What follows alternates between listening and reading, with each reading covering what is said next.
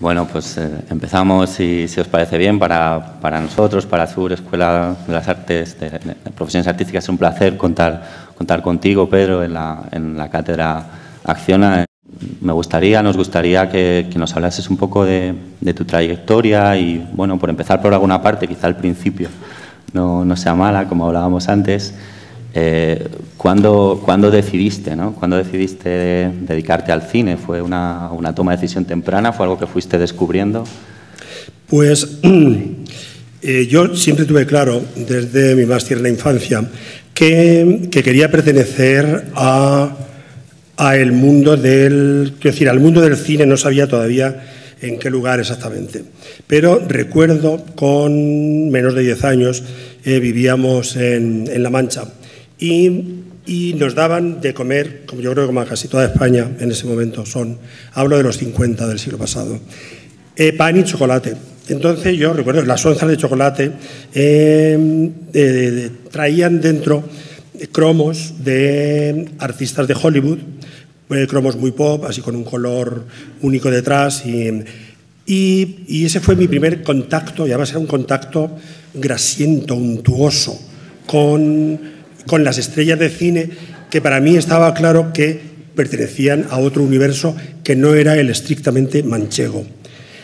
Y yo ya en ese contacto táctil y visual, y de verdad que es tal cual, pensé que me gustaría evadirme, si fuera posible, de la calle donde nací y vivir donde estaban todas estas personas y trabajar con ellos, etc.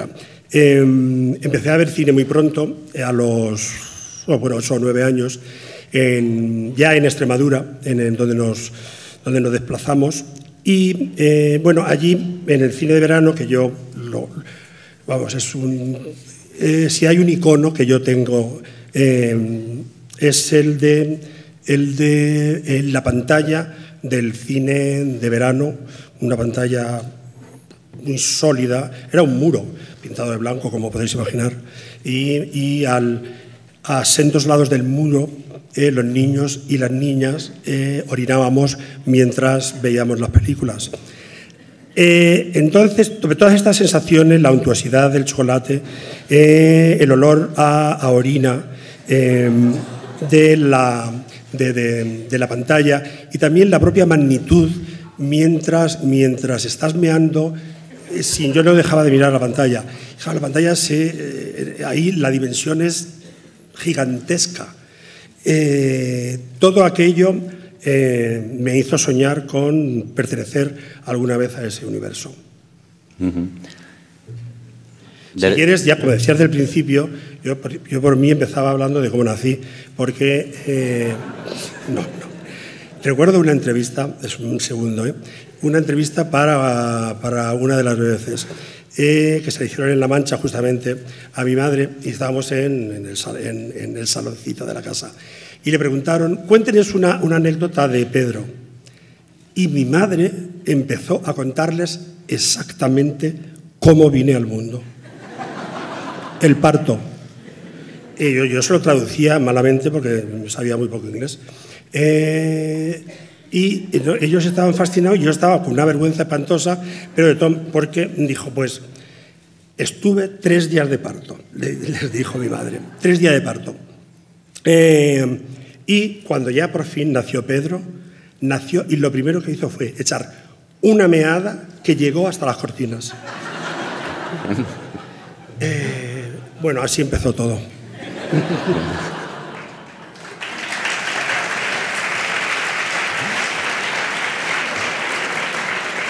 No, supongo que mencionaré más de una vez a mi madre porque yo de verdad me daba vergüenza delante de los ingleses, pero era una lección de cómo vamos a empezar desde el principio. Sí, y con timidez, como veo. Bueno, una vez supongo, no sé si superada o avanzada esa trastienda, ¿no?, a través de la que llegas al cine, meando y viendo una pantalla sin techo, ¿no?, al aire libre. Yo recuerdo más los cines, pero era cuando más cine ponían, al aire libre en Madrialejo, Cáceres. Y la verdad es que en ese momento, básicamente lo que veíamos eran spaghetti westerns. Claro. pero yo me las apañaba, e incluso con mi hermano Agustín, que era un bebé, vamos. Pero ya en Madrialejo vimos alguna película de Buñuel y en concreto El Manantial de la Doncella teniendo como 10 o 11 años. Claro, eso es lo que te iba a preguntar, ¿no? Si una vez que, digamos, te haces más consciente, ¿qué influencias o qué directores te gustaban y si han cambiado, son los mismos que te gustan ahora? Hombre, en el momento, yo, hablando de la vocación, cuando ya era adolescente y estaba estudiando en Cáceres, que es donde realmente pude ver cine por lo menos 2 o 3 veces a la semana y el cine contemporáneo que se estaba haciendo en ese momento. Ya ahí vislumbré, bueno, te lees una ficha bueno, ves que hay alguien que escribe la historia, alguien que dirige la historia, porque yo al principio, llevado por el chocolate, pensaba que los actores eran los factotum, que, bueno, alguno lo hay, pero que el actor lo hacía todo. La historia era de él, las luces las ponía él, la cara la ponía él y lo dirigía él. Entonces yo pensaba que quería ser actor, pero inmediatamente cuando descubrí que había un narrador detrás de la cámara y alguien que se inventaba esa narración, el relato por lo menos, entonces tuve muy claro que lo que yo quería y el lugar que yo quería, en el que yo quería estar, era exactamente detrás de la cámara. En ese momento yo veía desordenadamente todo lo que pasaba por los cines de Cáceres. Entonces ya recuerdo haber visto a Orson Welles en alguno de aquellos cines. También ya había descubierto Antonioni, Fellini, parte del neorrealismo. Y cuando me vine a Madrid, que me vine muy pronto porque terminé el bachillerato y me independicé de inmediato, pues ya en Madrid y de un modo más ordenado, realmente, bueno, yo quería ir a la escuela de cine, pero en ese momento Franco tuvo el detalle de cerrarla, bueno, un poco antes. Y, bueno, pude ir. Entonces, mi escuela fue la Filmoteca, entonces ya pude ver ordenadamente ciclos del cine de todo el mundo y de todas las épocas. Y yo creo que para mí era un descubrimiento, con lo cual lo disfrutaba todo. Después, bueno, te vas quedando con algunos directores y algún tipo de películas que incluso aparecen después a lo largo de mi cine. Entonces, fui muy adicto y guardo también en mi recuerdo muchas películas iconográficas del primer neorrealismo y después ya de cuando Fellini es Fellini, etc. Pero, a ver, es que por épocas, yo quiero decir, es que en ese momento también veía cine expresionista alemán y también me fascinaba. Pero cuando ya estaba trabajando en la Telefónica, que me compré una cámara de Super 8 y entonces esa fue mi gran escuela, hacer las peliculitas de Super 8. En ese momento, los directores que tenía más en mente, era un chico joven, tenía ya el pelo largo y pues entonces... Y había viajado ya a Londres y ya, bueno, estoy pensando en David Bowie, estaba en Londres, no cuando, quiero decir, en el momento en que David Bowie nacía, que nacía todo el glam. Entonces, para alguien que ha estado, por lo menos los chicos de mi generación, los que no éramos progres, teníamos nuestra mirada puesta básicamente en Nueva York y en Londres. Pues tenía muy presente el cine underground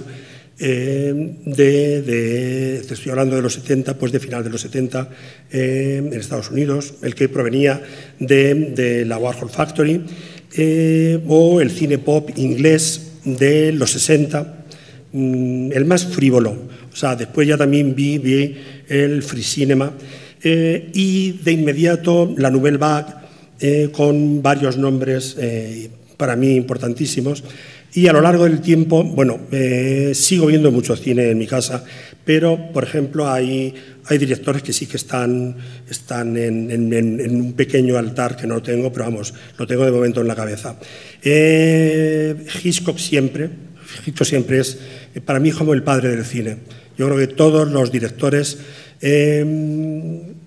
sin querer, le debemos algo a Hitchcock, o muchísimo. Buñuel también es otro de mis maestros. También Berlanga, por supuesto. Y después ya hay un coro inmenso de muchísimos directores que me han inspirado muchísimo. Fritz Lang, Bergman, Jean-Pierre Melville, Chabrol de los 60, también depende de las épocas. Sigo siendo un buen cinéfilo. O sea, sigo viendo muchas películas cuando puedo en una gran pantalla, y si no es así, porque cada vez es menos la posibilidad de ver películas que te impacten en una sala, pues sigo viéndolas en la zona VIP de mi casa. Bueno, y ahora que vas a beber y entonces no te puedes proteger y yo puedo decir cosas buenas, aprovechando que tenemos aquí al... Oye, bueno, aunque no beba, tú dices todo, ¿eh? Al cineasta, yo creo que al cineasta vivo más reconocido fuera de nuestras fronteras, en Estados Unidos, en Francia, vindicado por Tarantino, que estaba pensando en él a propósito del Spaghetti Western. Yo creo que, insisto, es un privilegio, pero me gustaría preguntarte, y es algo que me gusta mucho Tarantino, ¿eh? Claro. Sí. Me gustaría preguntarte, es algo que interesa también a nuestros alumnos, cómo, aprovechando que tu posición dentro del cine, ¿qué evolución crees que ha tenido? ¿Juega el mismo papel dentro de la cultura, el cine, cuando tú empezaste, ¿no? ¿Tiene la misma importancia hoy, en 2016, el cine, que cuando tú empezaste como espectador o como niño que ve las estrellas manchadas de chocolate, a cuando empiezas a hacer cine ahora en 2016? ¿Crees que juega el mismo papel el cine en la cultura? Eso desde fuera. Y desde dentro también, que si podrías subrayar algún cambio que has experimentado tú en la forma de hacer cine, desde el punto de vista profesional, ¿no? Bueno, todo eso es amplísimo y yo no soy nada sintético. Pero bueno, voy a ir incluso al pasado, fíjate. Voy a hacer un pequeño flashback. Dentro de mis admiraciones y los orígenes, me he olvidado citar el cine español de los 60. A veces me piden que haga... que seleccione de pronto 10 o 15 películas para hacer un pequeño ciclo, una carta blanca sobre cine español en algunos festivales internacionales, y yo me doy cuenta que de lo que abundan son las películas de esa década. Era una década, como todos sabéis, que todavía vivíamos secuestrados por el dictador, pero lo que se llamó en ese momento nuevo cine español, creo. Diego, tú lo sabes mejor que yo. Nuevo cine español era, ¿no? Floreció en un montón de obras a las cuales yo creo que el cine español hasta nuestros días no ha conseguido igualar. Pues estoy hablando de El Verdugo, de La tía Tula, de La caza, de El extraño viaje, de El mundo sigue. Quiero decir, son muchísimas, verdaderamente, en condiciones tremendas, pero es una de las épocas que yo también reconozco que forman, no son mis raíces, no es que sean, son mis raíces naturales. Hablando de la importancia del cine, si hablamos de los años 50, el cine, yo creo que para mí, que era un niño, pero para el resto también de España, era absolutamente un mundo paralelo, celestial, donde no solo yo, pero yo creo que todos queríamos vivir, o al menos soñar con ello de vez en cuando. Quiero decir, España debía evadirse como buenamente pudiera. Y una de las mejores maneras era a través del cine de la época. En el momento que yo empiezo a hacer cine, a nivel personal era simplemente conseguir llevar a cabo la vocación para la cual pienso que he nacido, y que era muy difícil, porque pues estaba trabajando en ese momento en la Telefónica. Mi familia, pues no me podían, no sé, producir una película.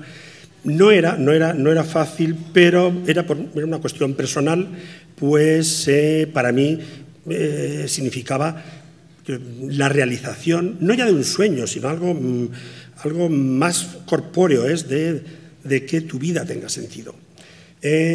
Yo espero que esa situación siga dándose en los nuevos directores, porque sigue siendo también muy difícil debutar.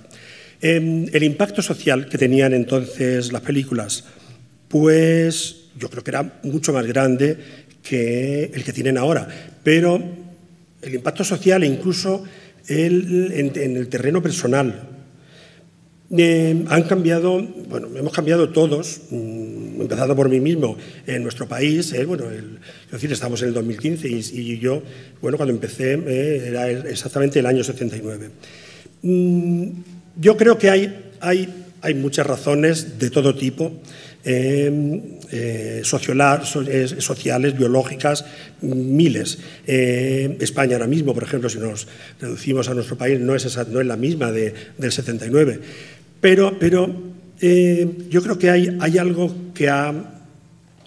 que marca esta época de un modo tajante y además que la separa también de un modo totalmente determinante del pasado, que es la aparición de Internet y de las nuevas tecnologías.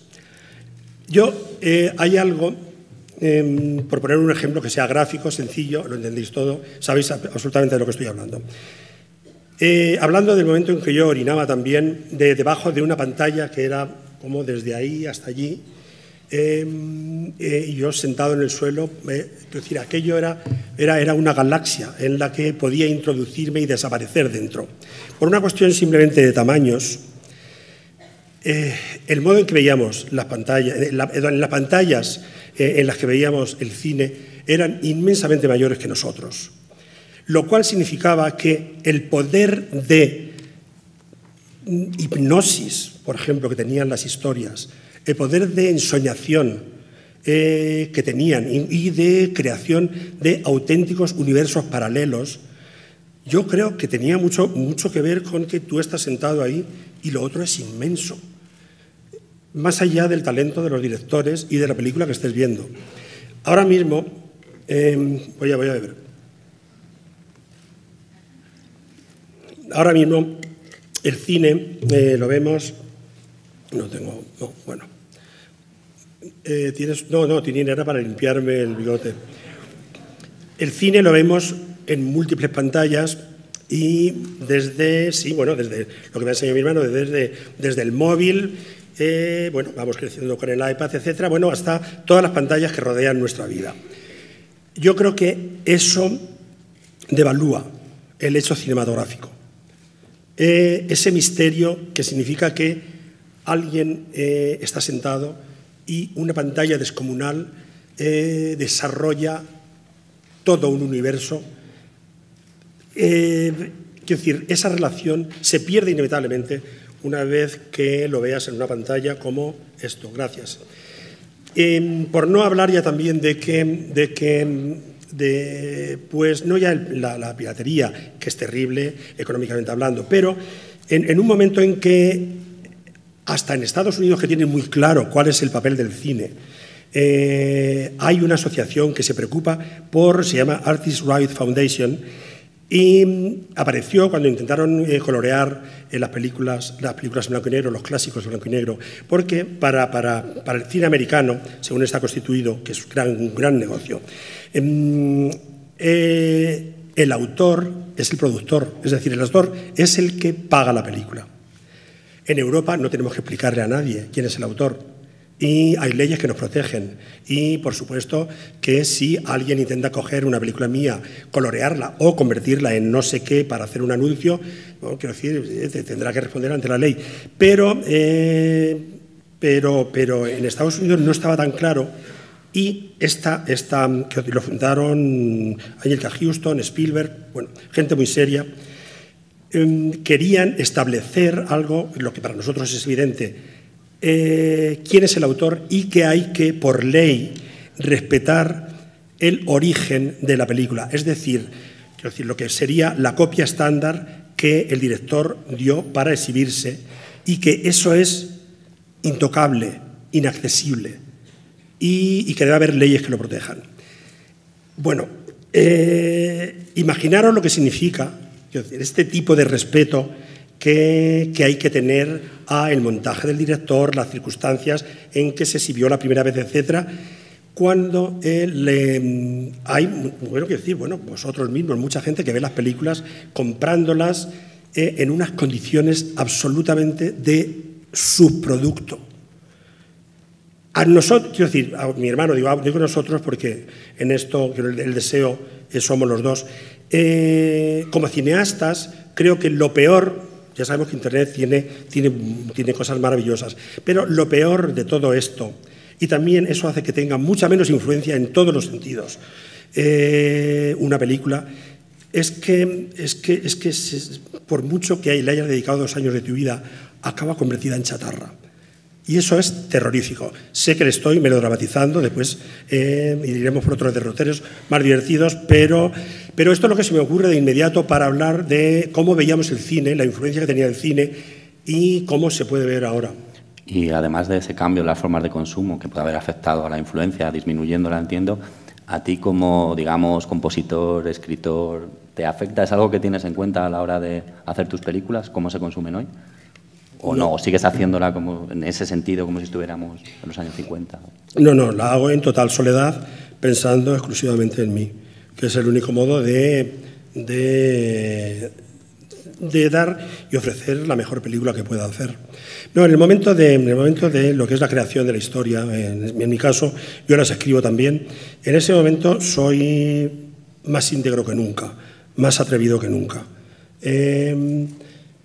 Más cruel que nunca, conmigo mismo, y más autocrítico. Algo que en absoluto consigo en mi vida. En mi vida, quiero decir, ni tomo decisiones tan drásticas, ni soy tan autocrítico, ni nada de todo lo demás. Ni ni siquiera atrevido, en fin, eso ya pasa a otra época. Entonces, en ese momento el espectador no existe. Yo tampoco sé cómo es el espectador, y por muchos estudios que se hagan, yo creo que nadie lo sabe. El espectador no tiene cara, no tiene... o sea, es posible, y hay modos de hacer películas pensando en el espectador, pero yo creo que hay muchas películas de esas que además no funcionan con el espectador. Y después ya cuando estoy rodando, pues yo creo que cuando estás rodando es una especie de... Truffaut lo definía muy bien. Vas en un tren sin frenos y que va a toda hostia, y que la labor del director es exclusivamente que no se salga de las vías. Entonces, siempre, quiero decir, no ya cuando hice Baby Lucibón o cuando acabo de hacer Julieta, hay una dinámica en el rodaje que, por mucho que tengas un buen presupuesto, un equipo ideal, da la impresión de que hay algo que no se puede detener y tú tienes que estar solucionándolo todo, cada segundo del rodaje, y así es como lo sigo haciendo.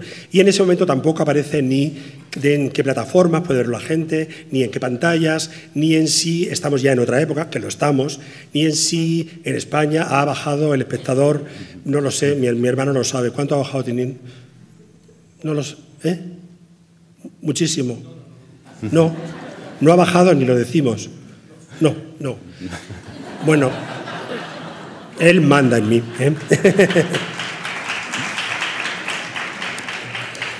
Bueno, pero no es un secreto que a los cines va cada vez menos gente. 40 millones de entradas desde 2001 hasta ahora. De 140 millones de entradas en 2001 a 100 millones de entradas en este año. Ya. 40 millones menos, sí. Bueno, pues yo no pienso en esos 40 millones perdidos, sino que si pienso es que volverán al cine y que volverán a ver mis películas. Entonces, no tengo en cuenta, sobre todo porque si no afectaría básicamente a la planificación. Y creo que no puedo dejar que algo como que haya gente que le guste ver cuando van en un coche las películas en el móvil, que yo tenga que planificar, porque entonces solo lo harías en primeros planos todo. No permito que eso interfiera en lo que estoy haciendo. Hablabas ahora de planificación, antes de dinámica. Esta mañana, hablando con los estudiantes de tu cine, determinados guiños que hay o que se han detectado, ¿sigues un método a la hora de escribir historias? ¿Siempre es el mismo? Hablábamos de la relación que puede tener con si te interesan las páginas de sucesos, lo que pasa en el mundo, si te inspiras de algún modo. ¿Tienes algún método más o menos constante a la hora de escribir historias? Pues, hombre, el método es estar despierto y registrar lo que ocurre a tu alrededor. Porque yo tengo ejemplos para todo. Es decir, a veces ha sido un suceso que venía en un periódico, a veces ha sido bueno, simplemente que estás viendo en un bar la televisión, alguien sale en el telediario y tú piensas, ¡oh! Y hablan de que ha muerto fulanito. Y yo pienso para mí, que así nació Tacones Lejanos. Hoy me encantaría que la locutora ahora dijera, ha muerto, bueno, y yo le voy a decir quién lo mató. Fui yo. Y además que, si es posible, que a quien mató estuviera al lado de la que la está traduciendo con lenguaje para ciegos. Y no solo eso, que lo confiese, pero que lo confiese todo, los detalles. Y bueno, simplemente era un deseo que yo sentí en la barra de un bar mientras tomaba café y me fui inmediatamente a casa. Escribí esa secuencia, que me salieron como 10 folios, y ahí estaba toda la simiente de la escena con Victoria Abril, hablando de la muerte de él, que era su marido, etcétera, etcétera. Curiosamente, cuando, otra vez, por ejemplo, leyendo las páginas de sucesos son un material riquísimo. Son material riquísimo. Ahora creo que las leo menos, o tal vez es que hay menos sucesos, o tal vez es que leo menos el periódico. Pero sigo todavía coleccionando y me sigue sirviendo mucho. Pero ya te digo que la inspiración viene de todos los lados. La inspiración viene siempre de la realidad, que te proporciona, digamos, como la primera línea, y a partir de esa primera línea, si te interesa lo que contiene, entonces la segunda línea tienes que escribirla tú. Y si te sigue gustando, tienes que escribir la tercera, la cuarta y la quinta. Y si la primera página todavía te inquieta y quieres saber más, entonces decididamente es que tienes que escribir un guión acerca de eso. Y de ese modo sigo haciéndolo. Claro. A veces también es una novela, pero te he interrumpido, ¿verdad? No. Te iba a interrumpir yo para que siguieras. Decías antes que, claro, la primera condición es estar despierto, ¿no? Yo diría que Pedro Almodóvar no solo está despierto, sino que, digamos, en tu faceta pública estás preocupado por la realidad social, la dimensión también política. ¿Es algo que a la hora de escribir historias tienes presente en conexión con esa repercusión que decíamos antes? Por resolver un poco una dicotomía que a lo mejor es falsa, ¿no? Entre, digamos, entretenimiento, concienciación. ¿Es algo que tienes presente o simplemente escribes historias o te planteas alguna vez sobre este asunto alguien debería decir algo y el cine entonces debería escribir una historia sobre esto? Muchísimas veces, o sea, casi todos los días, cuando leo, sobre todo que estamos en un momento intensísimo en el término de la realidad en la que vivimos, pero casi todos los días me levanto leyendo algo diciendo, creo que sobre esto habría que hacer una película. Lo que ocurre es que no siempre digo, sobre esto debería yo hacer una película. Espero que la hagan otros y que se lo merecería hacerlo. Pues yo tengo una mentalidad muy clara, una ideología también clarísima, sé a quién defiendo, por qué, y a quién no, y a quién trato de evitar, y absolutamente me sobran razones, para una cosa y para otra. Pero no soy capaz, por ejemplo, excepto en alguna película, de hacer lo que diríamos cine social o que refleje de un modo inmediato, los problemas en los que estamos viviendo y los que a mí me preocupan. De hecho, hace 2 o 3 años estuve empecinado en escribir una historia que tuviera algo que ver con nuestra memoria histórica. Y puse uno de los protagonistas que fuera un forense, etcétera. Y tengo la historia escrita, pero no ha acabado de gustarme el guión. Yo soy incapaz de imponerme temas, incluso los temas que más me preocupan. es una pena porque, pero incluso si yo quisiera, pues bueno, pues voy a trabajar con determinadas actrices que quieren trabajar conmigo, que yo adoraría trabajar con ellas, o actores, pues no me salen películas para ellos ni para ellas. O sea, yo no soy capaz de imponerme los temas. Eso no quiere, entonces, quiero decir, mis primeras películas, yo creo que la primera película donde se me empezó a respetar un poco más fue en ¿Qué soy yo para merecer esto?, porque de un modo claro hablaba de una realidad social muy clara, de una clase social también que es la clase a la que yo pertenezco, a toda esa gente que se viene de los pueblos a la ciudad en busca de fortuna. Yo soy uno de ellos, y podría haber vivido allí en el barrio de la Concepción. Y yo creo que los críticos dijeron, es moderno, casi decían, es moderna, pero tiene un buen corazón. Y eso pero no era eso. Yo estaba haciendo una historia que también en la que me implicaba tanto como en todas, pero, por ejemplo, poniendo como ejemplo las películas previas, Pepe y Lucibón, Laberinto de Pasiones y Entre tinieblas. No eran películas políticas, en absoluto. De hecho, son películas en las que yo, de un modo deliberado, escribo el guión imponiéndome a mí mismo, que en eso sí me pude obedecer, como si no hubiera existido la dictadura, como si Franco no hubiera existido, como si no hubiéramos vivido esos 40 años, como si ni siquiera nos hubieran dejado, en mi caso, recuerdos, ni sombras, ni fantasmas. Ese era mi humilde modo, ya que era un director de cine, y eso te da mucho poder, de vengarme de la memoria de Franco. Memoria de la que hace 3 años yo quería escribir una película y no me ha salido. Pero, por ejemplo, Pepi, Laberinto y Entre tinieblas, que huyen de todo eso, pero vistas ahora, con un poco de perspectiva, representan absolutamente el momento en el que están hechas. Están hechas respectivamente 79, 81, 83. Entre tinieblas, la gente que ha vuelto a verla, que la han puesto de nuevo en la televisión, es decir, el comentario en general, además de que ha gustado más que en su momento, era eso, hoy no podrías hacerlo, o hoy no te hubieran distribuido la película.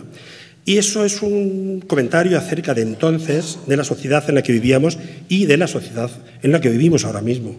En ese momento no hubo ni una sola reacción y, quiero decir, si en este momento, tenemos, quiero decir, vociferando, es que no sé cómo calificarlos y ser elegante a la vez, a tanta gente en contra de los trajes de los Reyes Magos. Pues me imagino que me dirían si yo sí sé que les diría a ellos, porque la película además es muy seria para mí. Pero que me dirían si ven a Julieta Serrano pinchándose junto a otra drogadicta, etcétera, etcétera. Pues no sé, me había convencido La Bestia Negra, cosa que ya lo conseguí desde hace 11 años. Esto era sobre la dicotomía de conciencia social y conciencia. Entretenimiento, o contar historias por contarlas, o para concienciar o tener algún tipo de incidencia social, pero bueno, yo creo que las historias representan el momento en que se hacen, más allá incluso de la voluntad del que lo hace. Y que también digamos, la postura ética del director respecto a la sociedad en la que vive es algo que le acompaña, y aunque no sea de un modo expreso. Creo que no es necesario, como en estas películas, decir dónde estaba yo, pero con el tiempo la gente sabe exactamente, incluso analizándolas, dónde estaba en el momento en que se hicieron. Siguiendo con esta... No deberíamos hacer partícipe al público. Sí, es lo que iba a decir, que siguiendo con esta línea de mirar desde fuera, te iba a hacer una última pregunta antes de dar la palabra al público, y como quieras, si quieres la contestas, y si no, no. Hablabas antes de que no te impones unos temas, si eres capaz, mirándote desde fuera, de elegir cuál sería uno de los temas o los temas característicos de Pedro Almodóvar, y si te tuvieras que quedar con una de tus películas, una o dos, ¿cuál sería? Sí. Lo primero que... Decías que no te imponías, que no te obligabas a ti mismo a imponerte unos temas, ¿no? ¿Cuáles serían entonces tus temas? ¿Cuáles crees, mirándote desde fuera, que son los temas que te suelen interesar, claro, que te caracterizan, y en conexión con esto, si eres capaz de elegir una o dos películas? En principio, no hay mensajes explícitos, pero sí hay, quiero decir, hay uno enorme y que identifica toda la cadena de películas que he hecho, que es un mensaje de libertad y autonomía moral. Y eso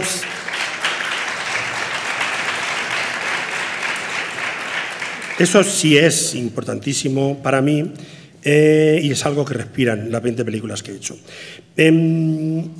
Desde la primera también esa autonomía y por el cine que ha resultado después que yo he hecho, hay más personajes femeninos que masculinos, pues esa autonomía todavía era más flagrante por su ausencia en los personajes femeninos, a los cuales yo les he dotado de muchísimos problemas, todos muy barrocos, todos difíciles de sobrevivir, pero también les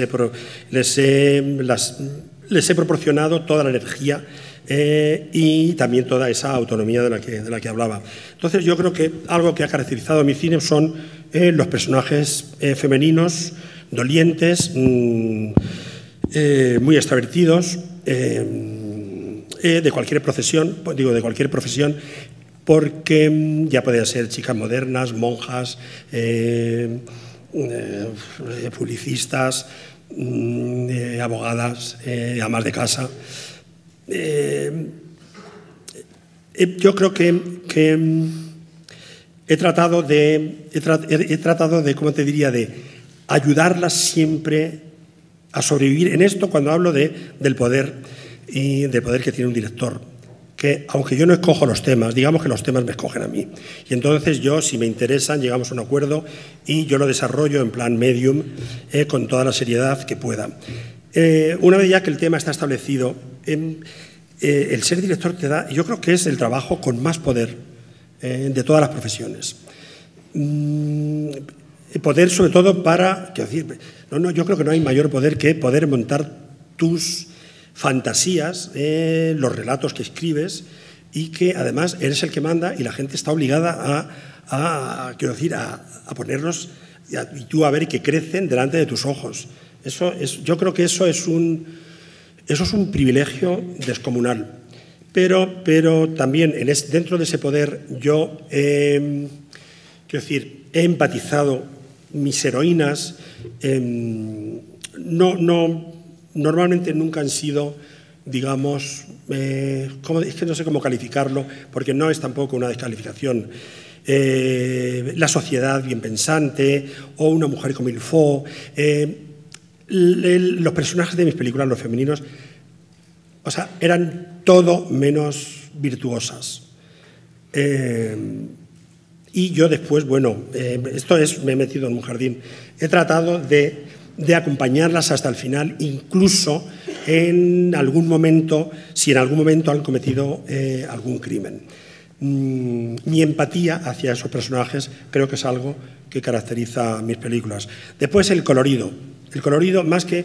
Aquí en España no me preguntáis nunca por el color, que me parece perfecto, porque yo creo que es muy obvio lo que podría contestar, pero en Francia, desde que nací allí, como cineasta francés para ellos, el color es algo que estaba siempre previsto en todas las entrevistas y en Estados Unidos. Bueno, pues la paleta de colores de mis películas, aunque se ha ido ensombreciendo con el tiempo, pero aún todavía es muy brillante, creo que también es algo que las caracteriza. Yo desde las primeras películas que veía eran en Technicolor y yo me recuerdo siempre pidiéndole a los operadores el color del Technicolor, que ahora químicamente es imposible, pero en los 80 también. Pero he ido persiguiendo también ese color, por eso yo creo que los colores de mis películas son tan saturados, tan vivos y a veces chirriantes. ¿Y qué más pueden? Pues cuando en el 83 vino Andy Warhol a Madrid para exponer lo que fue su última exposición sobre cuchillos, crucifijos, etcétera, y armas y pistolas. Pues coincidía con él en cada una de las fiestas que Madrid le dedicó, que fueron muchísimas, porque él quería que las señoras en las marquesas, etcétera, le encargaran algún retrato. Después se fue muy decepcionado porque ninguna le encargó ninguno. Mal gusto por parte de las marquesas, en fin. Pero entonces nos presentaban continuamente. Yo no era exactamente el tipo de físico que llamaba la atención de Andy Warhol. Y ya a la cuarta vez le dije que me daba una vergüenza cuando alguien le decía el Warhol español, el Warhol español. No es que lo he dicho con voz de tonto. Me decían que yo era el Warhol español. Entonces, ya a la quinta vez me dijo, ¿por qué dicen eso? Y yo no sabía qué contestar, porque además me parece una majadería esa afirmación.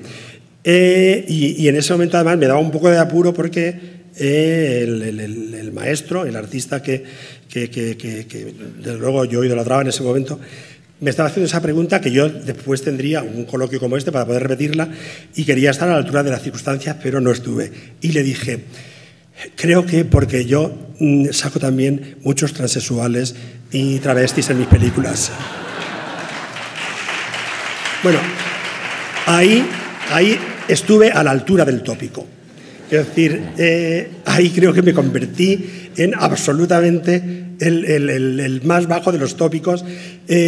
Bueno, pues sí, desde antes que Caitlyn Jenner se cambiara de sexo, en mis películas ya aparecían y mi corazón siempre ha estado también con ellos. Y con todo tipo de opciones sexuales, por supuesto. Bravo.